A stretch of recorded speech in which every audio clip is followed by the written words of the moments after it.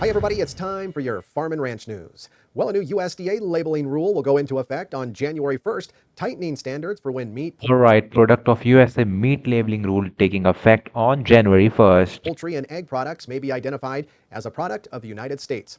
Under the regulation, which, by the way, was finalized in March of 2024, companies may use labels like product of USA or Yes, company may use the label product of USA. made in USA only if the animals were born, raised, slaughtered, and processed in the United States. Yes, made in USA if everything happened under the USA. U.S. Cattlemen's Association president and South Dakota producer Justin Tupper says, while these updates represent a significant milestone, USCA has consistently emphasized that mandatory, clear, and Yes, this is what is happening.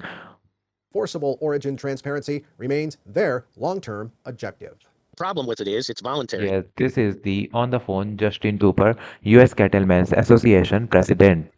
And I think what we'll see, instead of these companies mixing and matching and using all this and putting a product USA label on, they just won't use the product of the USA label because they no longer can, because they're wanting to mix it with some of that cheaper foreign beef, and they won't be able to put Alright, some of the cheap labels are using this thing to tackle off this situation. We are doing this job.